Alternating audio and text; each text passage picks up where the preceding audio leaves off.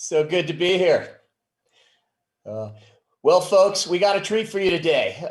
I'm excited to be able to interview a good friend and superstar CEO, Jeff Lawson, and hot off the presses with the Ask Your Developer book. For those of you who haven't ordered it, I suspect you'll be clicking on Amazon during this session. But I've been waiting for this moment for many years. I've had the good fortune of working with Jeff for 12 years now. And he could have written several books over this time period. But when I look back, we first invested $125,000 in Twilio when they were doing $16,725 a month in revenue. And for those of you who followed this journey, they just posted a quarter with a run rate well over 2 billion and have a market cap of 70 billion-ish today. And so on the revenue metric alone, that's a 1,000x increase and has been a wild ride that we've all been able to experience, watch, and enjoy.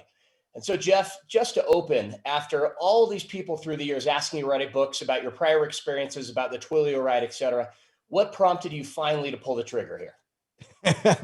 I'm not sure how many folks were regularly asking me to write a book, but I appreciate the idea that you have that everyone wants me to write a book. I finally decided to write the book because it was almost 15 years ago, Mark Andreessen said software is eating the world. And everyone's like, well, what does that mean? But everyone has figured out the idea that their businesses, every industry on the planet is really becoming a software business. And that's driven by competitive factors, right? When one company is able to listen to their customer, hear a problem they could solve better for that customer, and then use software to iteratively build a better and better and better product and customer experience, well, those companies tend to start winning. And so as a result, every company and every industry is turning into a software industry because software enables you to build. And so much has been said about this and digital transformation, this and that. A lot has been written and said about that. But the thing that nobody seems to be talking about are the people. The actual human beings who sit at a computer and write the code to make these things happen. And in particular, what I see is that so many companies and so many organizations, they get this really wrong because developers are often seen like these math, quantitative geeks that are more comfortable with a quadratic equation than they are with another human being. The wizard in the back room and just things come out. Yeah, it's this black box where if you just feed product requirements and Mountain Dew in the one end, you get code out the other and everything is great. But in reality, what I have found in my career is that developers are really creative problem solvers. And as such, as creative problem solvers, the more they're drawn into really why they're there, why are they writing code, what customer problem are they solving, what business problem are they solving, they can do much better work. And what I found is that when you draw the technical talent into the question of, what are we building, what problem are we trying to solve, software developers are able to write better software faster that solves the customer problem more effectively. And you're like, well, what business leader doesn't want those three things? And so I've had a lot of conversations over the years because people tend to turn to me because I'm in a fairly unique position. I am both a software developer and a business executive as a CEO of a public company. And so I've got one foot in both worlds. I'm partially a business executive with all the motivations that a business executive has about achieving growth and building a company and reporting out to the street and everything else you got to do. But my other foot is in this world of software and software development and agility and how do you iteratively find new ideas and figure out how to solve them. And with wearing both of those hats, I kind of see the world in a unique way. And so I finally wanted to write down all the things that I feel like I've learned both as a developer and as a business executive about how to better understand the other. And the book is really written for the business executives, how to understand developers, how to unlock their talent, and how to build a culture and an environment where developers are going to be able to contribute their fullest and therefore help companies succeed in all the digital initiatives that they have. And so that was really the impetus for writing the book, because as I had this conversation many times with customers, because I go to, we have 220,000 active customers. So I get to meet businesses of every shape and size. And one of the more common conversations that I end up having with the C-suite at many of these companies is, so how do we actually hire lots of developers? How do we make them successful? How should we structure our company? Where do we start? And after having that conversation a bunch of times, I said, let me write it down so that I can say, hey, I know this is a really complex stuff. Well, here's the answer to it. It's all written down in this book. Well, I mean, that literally goes to the title, but there's even a funny story behind the title, which I'll confess, when you said we wanted to get a billboard on the 101, I wasn't a huge fan of the idea, and many people weren't. But as with many decisions that were controversial, you've proven to be right time and time again. There were a lot of side benefits from this as well. But talk about what that billboard said and what it means, and why you thought that was the right lead in for the title of the book. Yeah, so it was about 6-7 years ago when we decided that we wanted to get a billboard on the 101. So the 101 is like the main freeway that runs from like Silicon Valley up to San Francisco. And so people are driving constantly in this thoroughfare. And, I'll actually tell you why we wanted the billboard. It actually has to do with another person that you know well, Jim McGeever, and NetSuite. So here's a true story. NetSuite, which is a company that does ERP, like financial software in the cloud. And I'm actually a board member for many years. Yeah, and Jim, who was the COO there, was a longtime Twilio board member.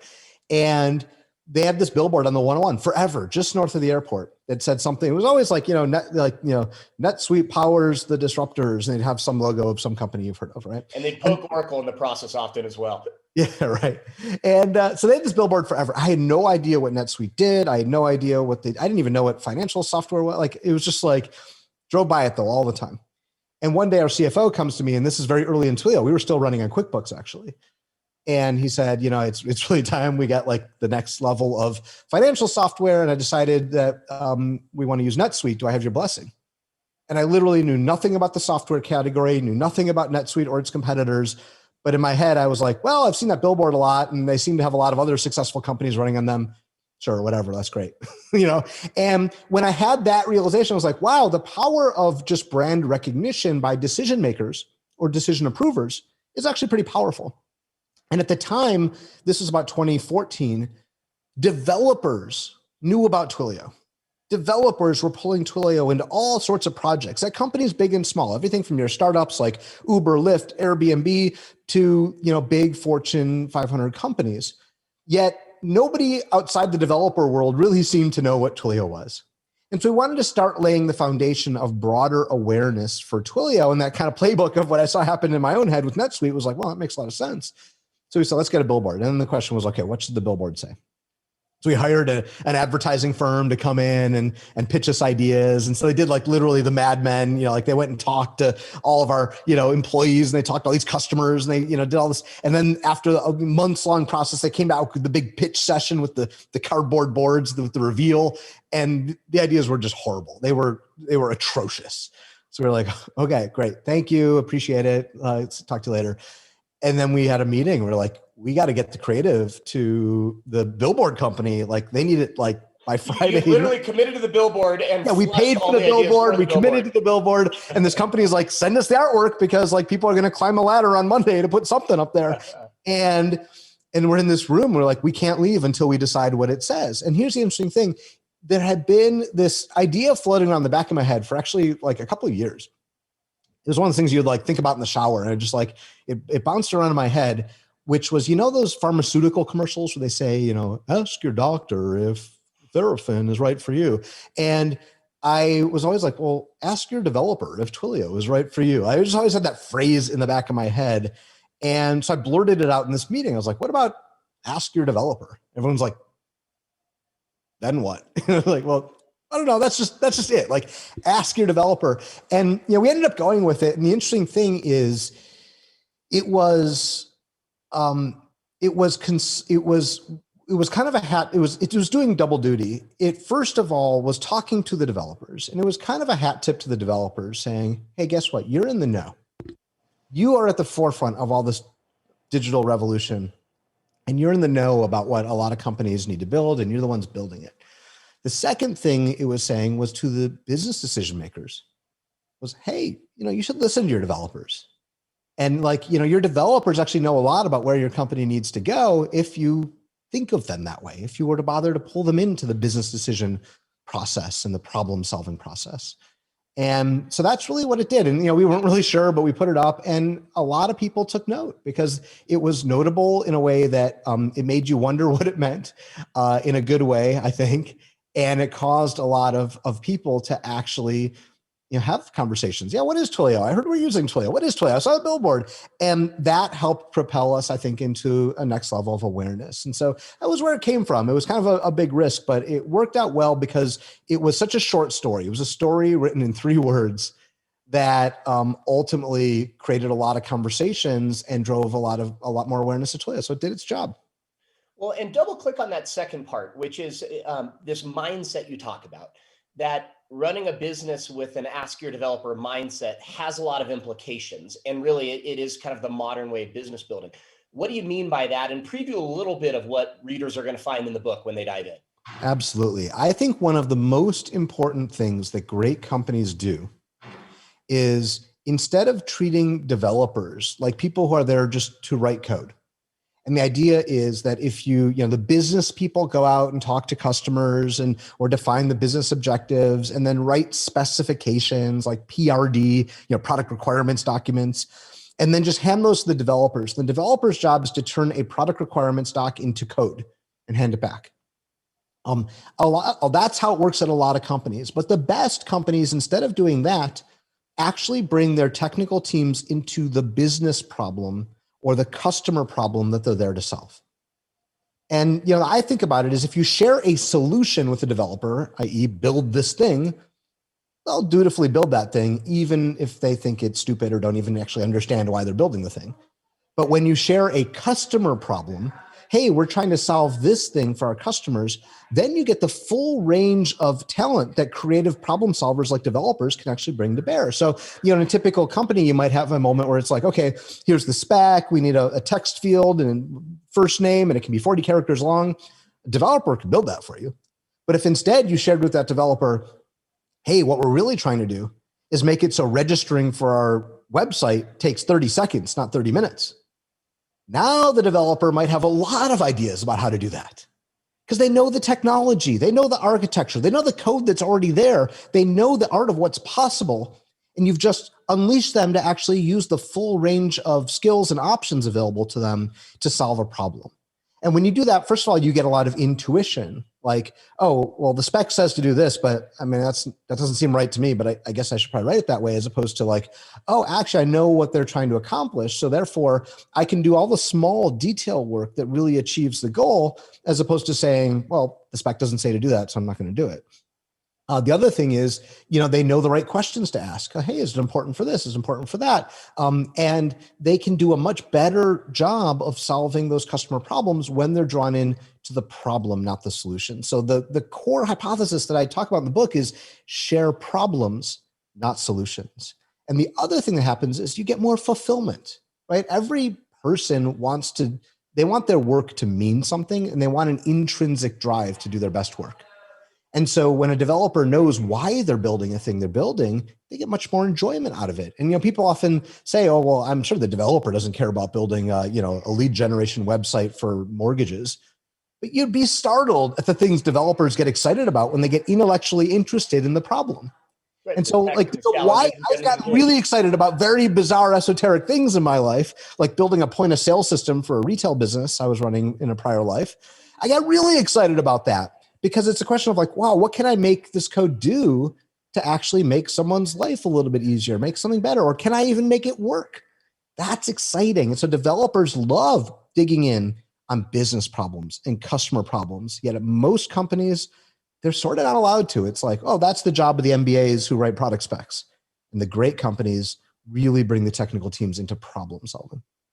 Well, and one of the awesome things about the book is you put in a lot of personal anecdotes and, the good and the bad. And you just teased a pre-Twilio experience of your surf shop exposure.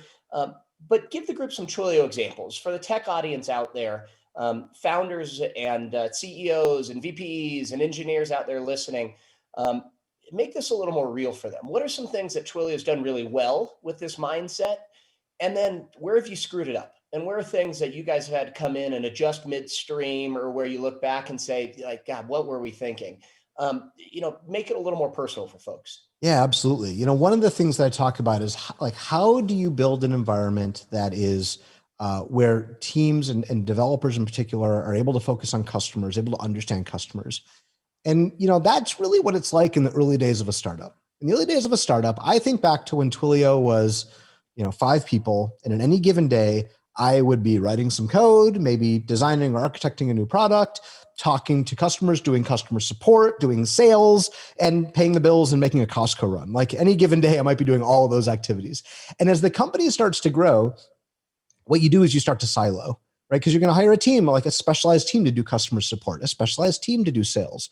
And the effect is you end up siloing people into their functional jobs. And it's all good intentions, and a lot of it makes sense, but you end up doing all these things and say, oh, well, we need to protect the developers to let them focus and write code, which again, well-intentioned and not a bad thing to want to do. But if you execute that to perfection, you end up really insulating the people who are building for your customers from the very customers they're serving.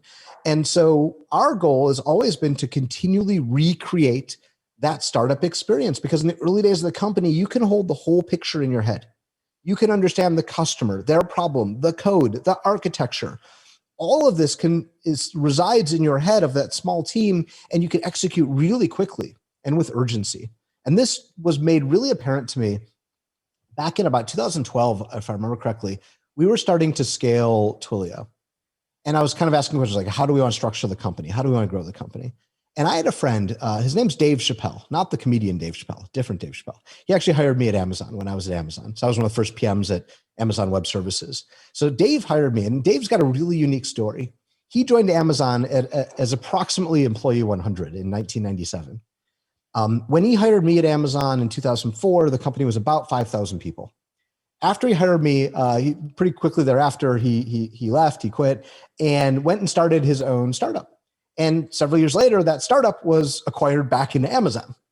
And when he joined back into Amazon in about 2011, 2012, the company was 70,000 people. And I remember thinking, wow, he's got a really unique point of view. Let me ask Dave to compare and contrast those 3 companies. So I called Dave and I said, Dave, can you compare and contrast Amazon at 100 people, Amazon at 5,000 people, and again at 70,000 people? These are immensely different scales of a company. And he thought about it for a second. He said, it's really interesting. No one's ever asked me that before. And he thought about it for a second. And then he said, you know what? It's exactly the same company. The same bounce in people's step, the same urgency, the same intellect in the people I work with every day. It's like the same 100-person company. You would just have no idea there were like hundreds of this 100-person company spread all around the world, right? Wow. That's the power of maintaining that startup spirit as you scale. And very few companies have managed to do that. And the answer to how you do it is focusing on small teams that are super customer focused, just like a startup is. And small teams are composed of no more than 10 people. And so in a 10-person team, that whole team is defined by who's the customer they're serving, what's the mission for how they're going to serve that customer, and what are the metrics that tell you if you're succeeding or not. And once you define that customer mission and metrics, now that team is really free to sprint every day in service of that customer. And you think about what happens on a small team.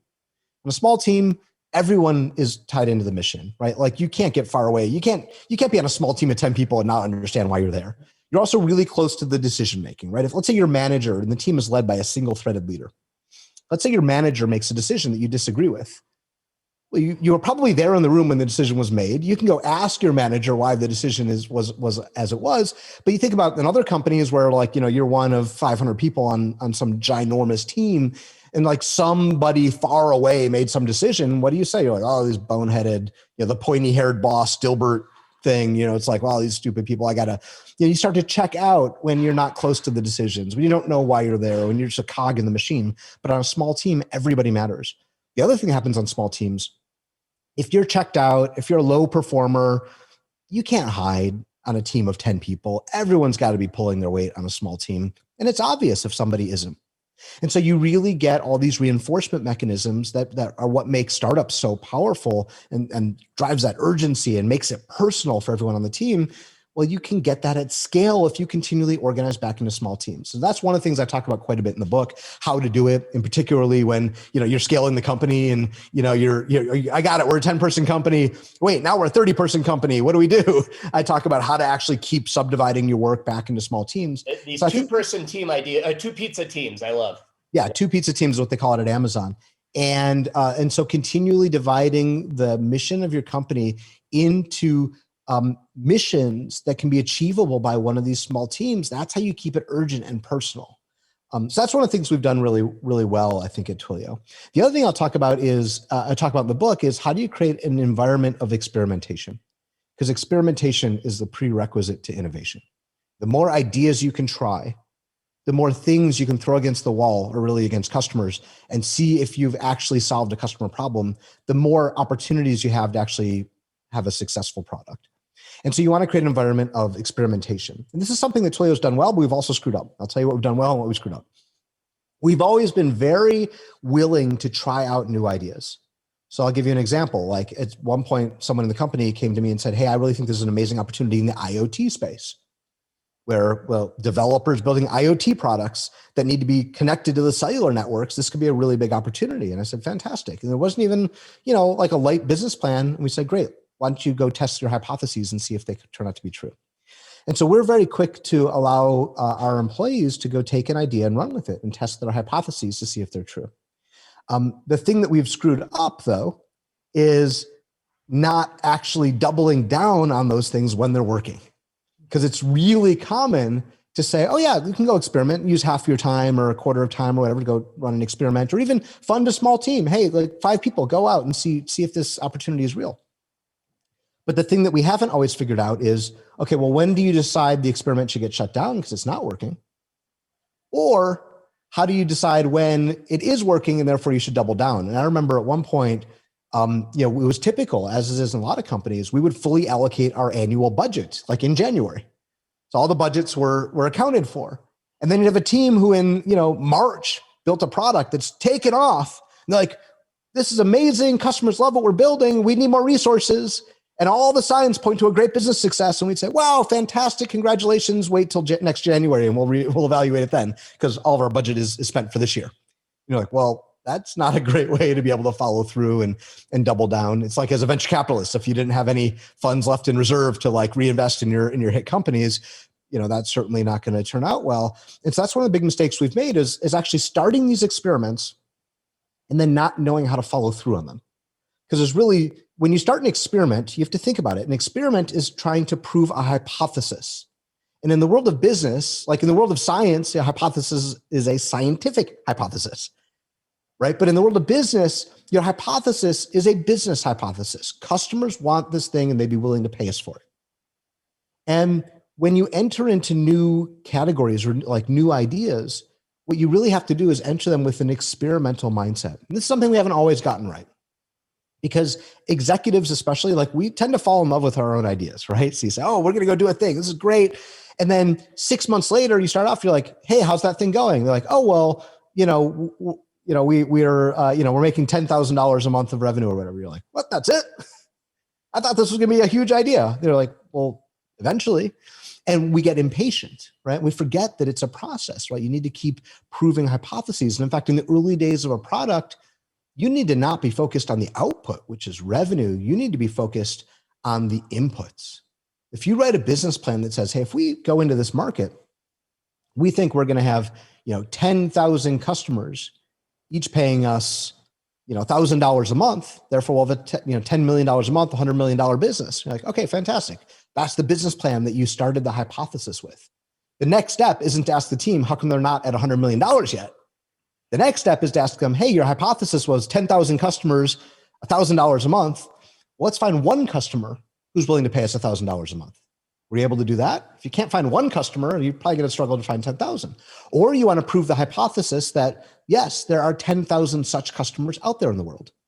And if your research shows that, yeah, we can get a customer to pay us $1,000 a month, but we think there's only 100 of those customers in the world. Well, the business model is probably not going to work out. So in the early days, your goal is not to build the business. Your goal is to prove or disprove your hypotheses about that business as quickly, cheaply, and efficiently as possible. And this is a mistake that a lot of businesses make, right? When they set out, we think we've got this $100 million idea. Fantastic. They go out and then they come back, 3 months later and they say, well, you know what? We did a bunch of testing with customers. And what we found out is that it's not a good idea. In a lot of companies, the team would be seen as a failure. Well, you failed to build this big business that you said we could build. But in a really good company that does experimentation really well, what you realize is that team should be celebrated, because what did they do?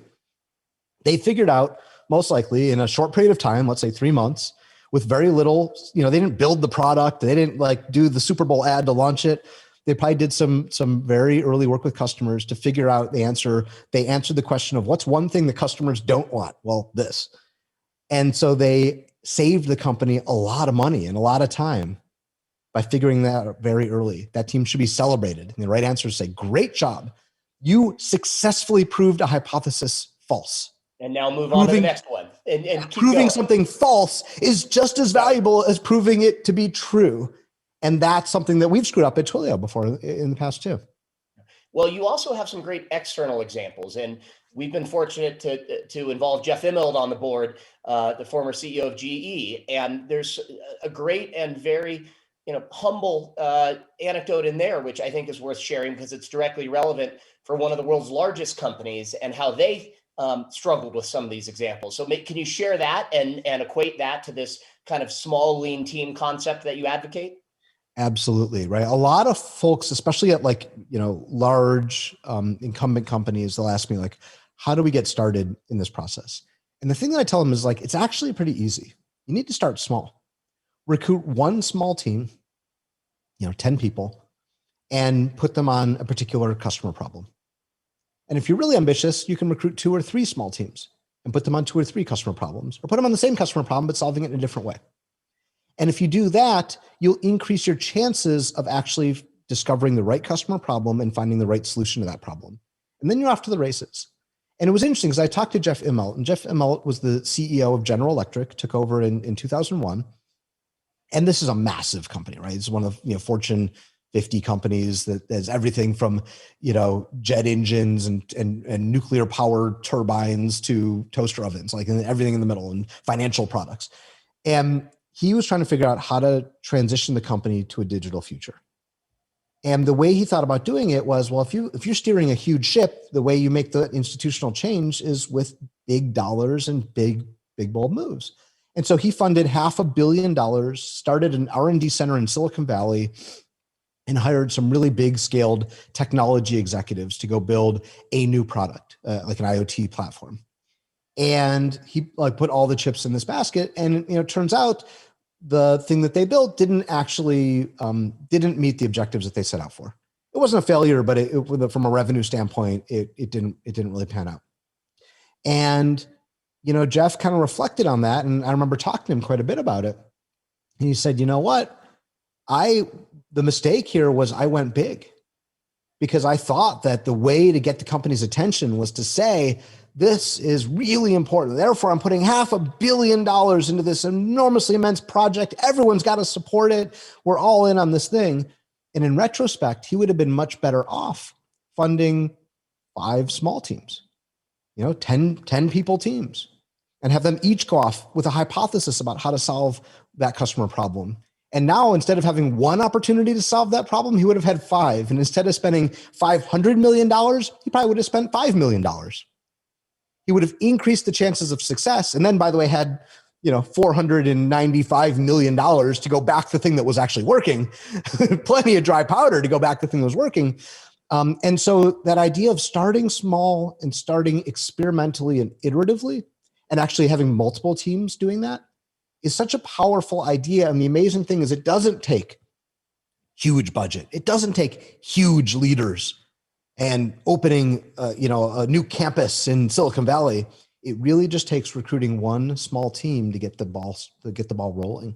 And I thought that was a really interesting anecdote from Jeff, as well as a really interesting acknowledgement from him of seeing a different way of how it could have been done.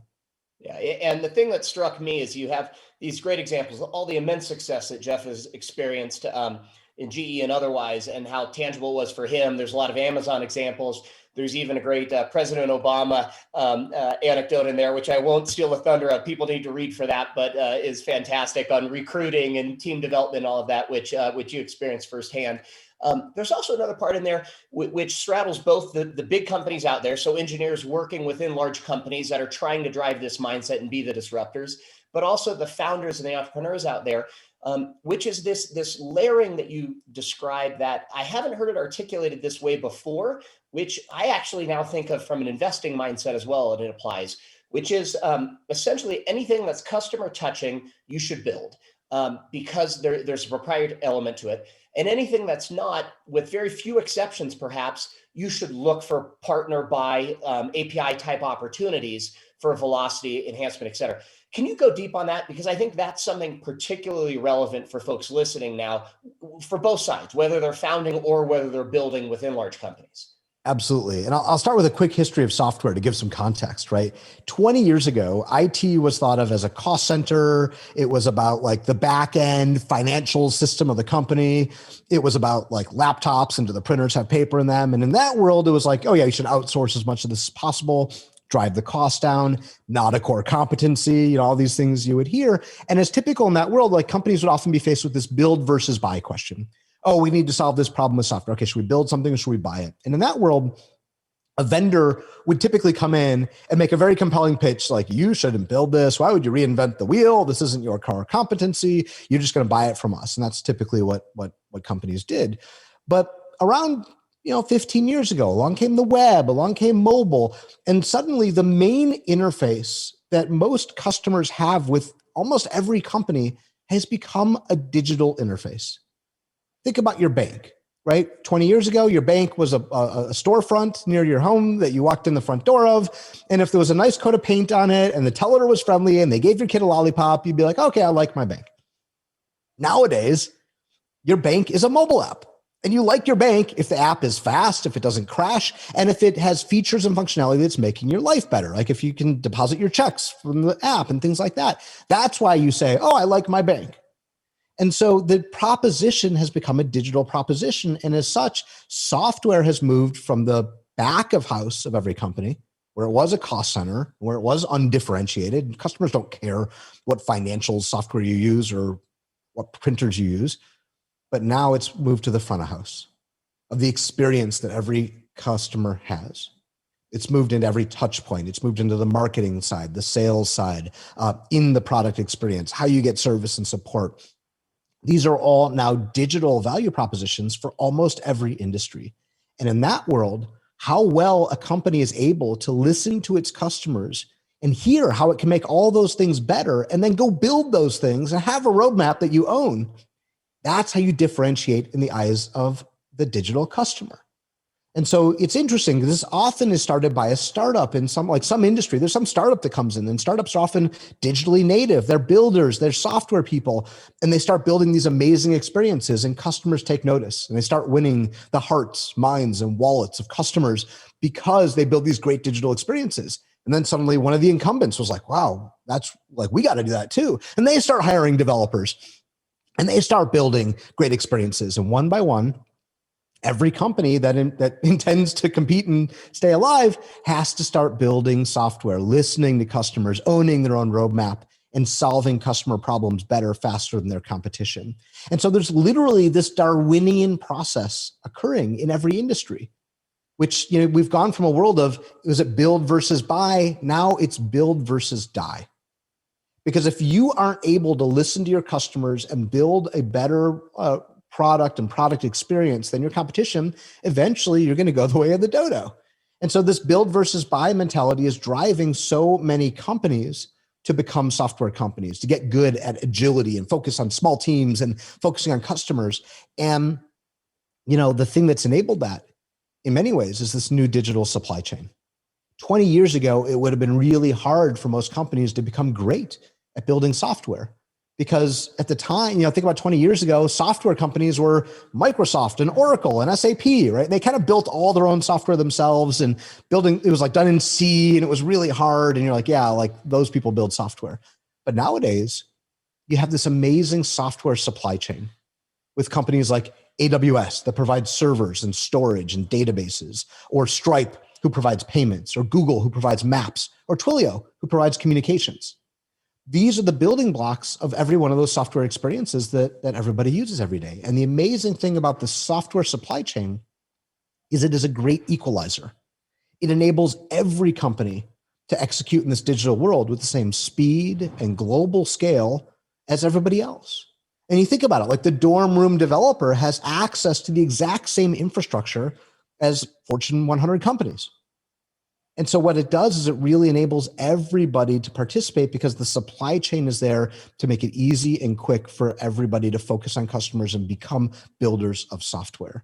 And I think that's one of the biggest changes that's occurred over the last 10, 15 years is the development of this supply chain for the digital era that enables everyone. And then because of the existence of that supply chain, requires everyone to use that supply chain in order to compete, in order to achieve that agility and that focus. And you've got a tactical piece of advice in there that I loved, and I think some of our other companies have implemented. We've even thought about this, frankly, from a deal process standpoint, how it might apply. But this concept of open product reviews and how your teams kind of implement product discussions and updates. Can you describe that and give people a little sense of what it is and why you chose to go down that path to help manage this system? It's really about learning, right? It's sort of funny, right? We all go to school, we learn how to learn, and we take tests, and it's clearly an environment where we learn. And then somehow, once you graduate from your, high school or college, suddenly life is less about learning, and it's just about like, oh, well, you're expected to know everything. But the amazing thing is that when you're in school, when you're in kindergarten, first grade, and the teacher says, okay, what's 2 + 2? It's like, they know the answer. It's just the question is, do you know the answer, right? It's 4. But in business, especially at this like edge of technology disrupting everything, nobody knows the answers. It's not a question of like, they know the answer, they just won't tell you. It's like, nobody knows the answers. So learning is more important than ever. The companies and the people who are learning faster about what comes next, they're the ones who are able to build that what comes next.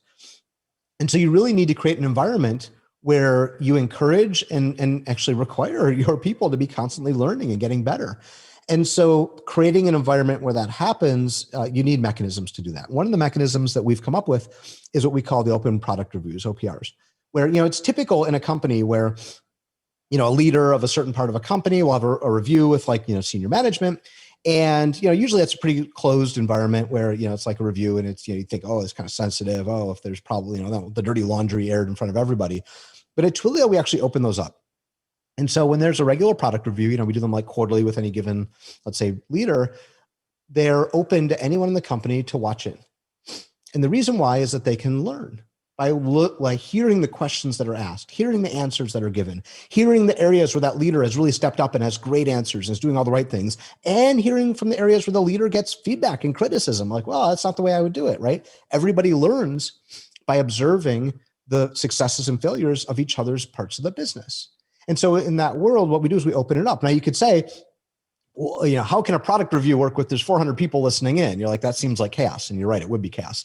So what we've done is we've implemented this idea of there's read-write people and there's read-only people, using the technology metaphor, where, the core participants in the meeting, those are called read-write. They're talking, they're answering questions, they're discussing. And then there's a whole gallery of people who can be read-only, which means they're there to listen, they're there to observe, they're there to learn. They're not there to participate in the meeting. And in that way, you can hold the core meeting without actually disrupting it based on how many people end up joining. And I kind of liken it to, we probably all have the picture in our head of like the surgery, like the medical students in observing the surgery. You got the surgeon in the operating room and the lights on, and then the gallery above of all the students who are watching. And it's like, that's how they learn what happens in surgery. But it's not like any student be like, hey, I have an idea, give me the scalpel, right? It's like, no, you're there to learn. And that's kind of what we do with our product reviews, to allow all of our product and our business leaders to learn from the review and the status of the others. And so by opening it up, we accelerate people's ability to learn. That is awesome. Well, Jeff, as is always the case with you, I'd love to go on for hours, but I know we've got some time coming up. So I want to end with a parting question here, which is advice to founders out there. from what you said, whether it's the multiple areas of software and where to focus, or if it's a methodology of how to do it, for folks sitting out there about to launch their company, what are your parting words of advice for them? You know, it's part of the ask your developer mindset, but it's just part of a good leadership practice. As you scale, as you grow as a leader, as you're scaling your business, and as you're working with your team, share problems, not solutions.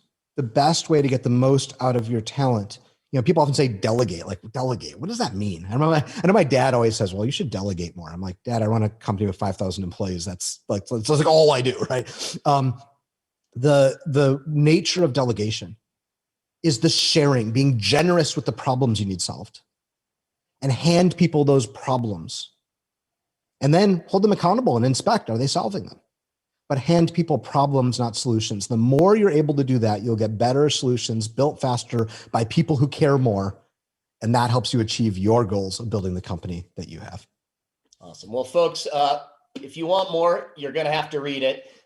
Jeff, thank you for being so generous with your time here with the audience, with your insights and your humble reflections in the book. And thank you for leading this third era of software for all of us out there cheering you on. Go Twilio. Thank you. Cheers. Thank you so much, Byron. Thank you, everybody.